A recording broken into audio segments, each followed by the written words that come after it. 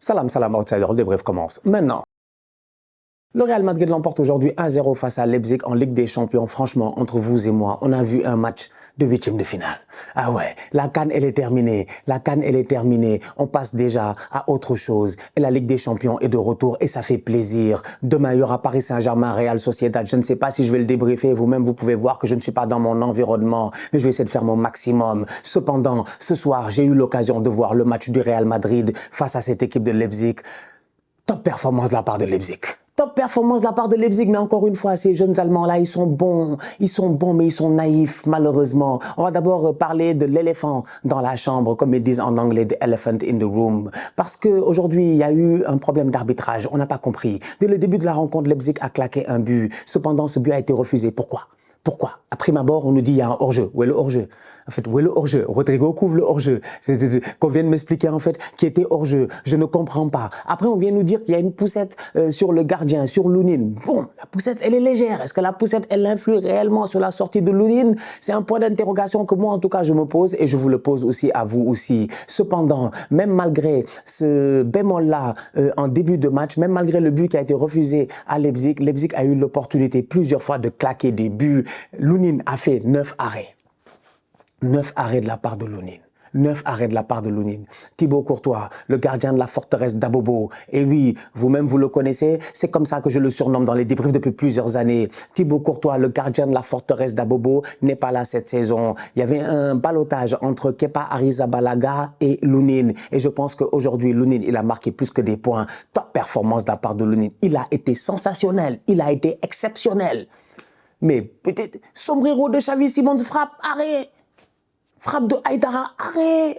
Frappe à terre, arrêt. Mais vous voulez quoi? Que des top arrêts aujourd'hui de la part de Lunin. Franchement, 9 arrêts de Lunin. La dernière fois qu'on a eu un gardien du Real Madrid qui avait fait 9 arrêts en Ligue des Champions, c'était Thibaut Courtois, je pense, en finale de Ligue des Champions. Lunin est en train de mettre les points sur les i, les barres sur les t, et il est en train de montrer qu'il mérite peut-être, je dis bien peut-être, de concurrencer Thibaut Courtois. En tout cas, on va voir quand Courtois va revenir. Mais aujourd'hui, sincèrement, il a fait un très très grand match. Que dire de cette équipe du Real Madrid là qui a subi? Ils ont énormément subi. Mais c'est là où je parle de naïveté, de jeunesse de la part de Leipzig. Parce que le Real, normalement, ils doivent encaisser au moins un but. Ils doivent encaisser au moins un but. Le problème, c'est simple, c'est que pour la deuxième fois d'affilée, il y a une axe centrale qui n'est pas une axe centrale qui a l'habitude de jouer ensemble. Là, aujourd'hui, on avait Nacho et puis Tchouaméni. Ce week-end, on avait, comment il s'appelle, Tchouaméni et puis Carvajal. C'était face à Girona. Malgré toutes les attaques de Girona, il n'y en a même pas eu beaucoup. Ils n'ont pas encaissé de but. Deuxième clean sheet de la part d'un Real Madrid qui est malade. Ils ont perdu Bellingham qui n'était même pas là. En défense, il n'y a presque plus aucun joueur. Ils sont obligés de se débrouiller, en fait. Et même malgré ça, c'est la meilleure défense de la Liga. C'est un paradoxe. En fait, c'est une équipe de paradoxe, le Real Madrid. Et quand arrive le mardi et le mercredi soir, j'ai toujours eu l'habitude de le dire, c'est eux les bandits, c'est eux les méchants. Aujourd'hui, j'ai eu de la peine pour Leipzig, j'ai eu de la peine pour ces jeunes-là, parce que je me suis dit, ils ont tenté, ils ont essayé. Franchement, ils ont tenté, ils ont essayé, mais ils sont tombés face à plus expérimentés. Ils sont tombés face à un Real Madrid qui joue à 4 derrière. Toni Kroos devant cette défense, mais un pressing. S'il vous plaît, un pressing. Vinicius Rodrigo, ça presse, ça tacle. Brahim Diaz, ça presse. Valverde, ça presse. Camavinga, ça presse. C'est-à-dire que la deuxième mi-temps de Real Madrid, moi, c'est ça le Real Madrid. C'est comme ça que moi, je les connais, en fait. Ils te donnent 45 minutes. Si tu ne peux pas les achever, c'est eux qui vont t'achever. Et aujourd'hui, c'est ce qu'ils ont fait. Brahim Diaz, très beau but. Très, très beau but. C'est pas la première fois qu'il le fait cette saison. Il est petit comme 3 pommes. Cependant, quand il est sur ses appuis, il nous donne un tout petit peu des vibes à la Léo Messi. Ça, il faut pas avoir peur de le dire. Il est très bon. Il est très, très bon. Il doit prendre un tacle, il doit tomber. Le deuxième, il doit tomber. Il reste debout. Des appuis très, très solides. Des petits pas. Il réussit à avoir une très belle conduite de balle et il vient enrouler ce ballon-là sans aucun problème hors de la portée de Gulaski. Vinicius a touché le poteau. Mais quelle action de la part de Vinicius sans aucun problème. Il est là. Nous tous, peut-être, on se dit que Vini, ces temps-ci, il aime bien enrouler des ballons. Non. Vini fait un crochet intérieur. Il laisse le défenseur sur place et après, il vient mettre un petit pointu. Le ballon va toucher le poteau. Qui encore une fois, Camavinga. Top top performance de sa part. Comme ce week-end face à Girona, j'ai pas eu l'occasion d'en parler dans le débrief, mais top performance de sa part. Fede Valverde, top performance de sa part. Globalement parlant, à mon humble avis, le Real a fait le match qu'on pouvait attendre de la part du Real. Aller chercher la victoire 1-0 à l'extérieur dans une confrontation aller-retour en Ligue des Champions. Je pense qu'il n'y a pas besoin de beaucoup parler. Normalement, ils devraient se qualifier. C'est leur 7e match et 7e victoire en Ligue des Champions cette saison. Ils sont sur un 100%. Et pourtant, au début de saison, on se disait, ils n'ont même pas d'attaquant. En fait, ils veulent quoi? Vous voulez quoi? Franchement. Mais on vient de sortir de la CAN du siècle. Il y a eu des retournements de situation. Il y a eu des scénarios exceptionnels. Mais avec le Real, là, il n'y a jamais rien. Il n'y a jamais rien. C'est toujours la logique du Real qui va prévaloir. Non. Je sais qu'il y en a, ils vont se plaindre de l'arbitrage et moi, jusqu'à présent, comme je dis, point d'interrogation. En fait, je comprends pas. Pour moi, il y a but de Leipzig à la première minute, mais bon. En plus, l'arbitre, je pense qu'il lève la main pour siffler hors-jeu. Donc, où est-ce qu'on nous dit après qu'il y a poussette? Je veux dire, s'il y a poussette, tu siffles faute. Tu siffles faute. Tu fais pas ça. En fait, je sais pas. Il y a des choses qui sont pas claires aujourd'hui. Mais ça ne change rien sur le fait que le match a été intense, beaucoup d'intensité, énormément de courses, énormément de tacles et tout. Mais Leipzig a été décevant, Openda a été décevant, Sesko a été décevant, Dani Olmo a été décevant, Xavi Simons, il a essayé de tirer son épingle du jeu, mais malheureusement, ça n'a pas été aussi facile que ça. Schlager, Henrik au milieu de terrain, ça va, ils se sont gérés un tout petit peu, mais même là, encore une fois, ça a été under the level. Klosterman, j'ai envie de dire under the level, c'est-à-dire il y a pas mal de boys. Simakan, il se fait prendre par l'expérience de Carvajal, encore du n'importe quoi. Ils sont fatigants. Je vous dis, ils sont fatigants. Ils sont juste fatigants. Carvajal lui tire le maillot. Genre 2 ou 3 fois. Le boy se fâche, mais c'est le boy qui prend un carton jaune. Effectivement, parce que c'est lui qu'on a vu. Et puis Carvajal est tombé par terre parce qu'il s'est fait pousser et puis tout ça. Et puis t'as Carlo Ancelotti qui vient faire un geste genre. Non, vous êtes des acteurs. Le Real. Donc voilà, beau match de la part du Real. Brahim Diaz est sorti sur blessure. J'espère que c'est pas trop grave parce que là en ce moment, l'infirmerie du Real est plus que plein.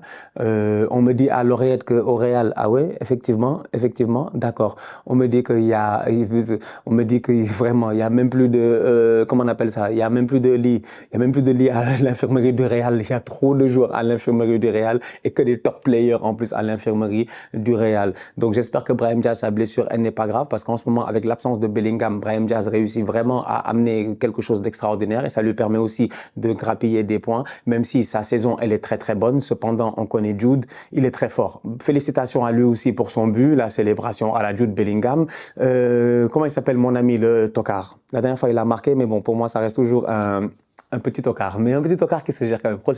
Rossellou, qui en fin de rencontre, dernière occasion, aurait pu peut-être claquer un but. Malheureusement, il frappe le ballon dehors. Donc on est tombé face à un Real Madrid qui nous a, je pense, nous tous épuisés aujourd'hui. Moi, je pensais réellement que Leipzig, ils allaient marquer, en fait. De toute façon, ils étaient en train de pousser.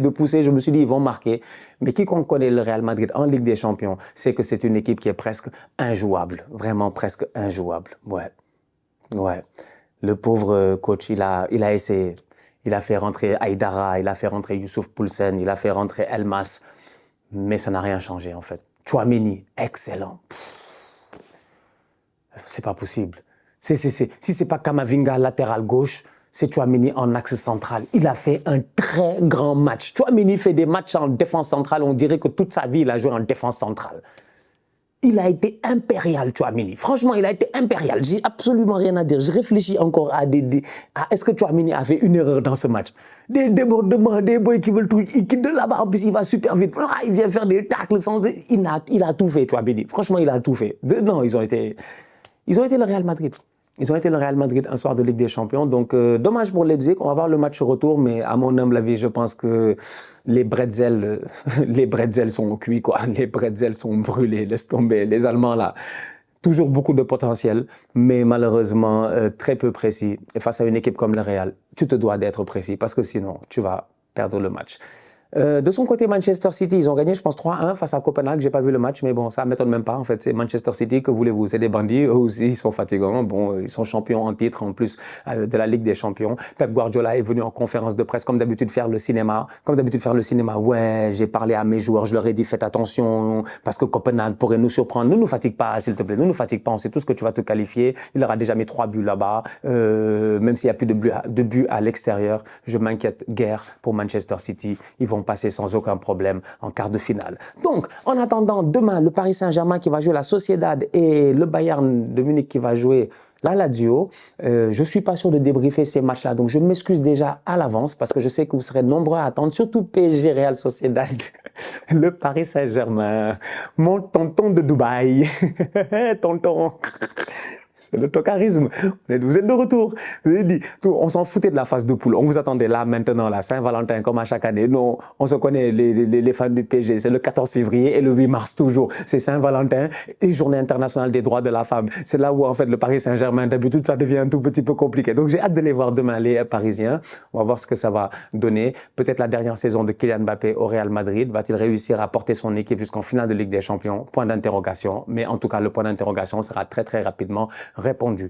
Ils vont jouer face à une Sociedad qui est très très forte sur les matchs nuls, donc ça promet, ça promet. D'ici là, la famille, on continue à liker, on continue à partager, on s'abonne, on s'abonne, on s'abonne. On est ensemble, on reste en santé, c'est le plus important. Tous outsiders.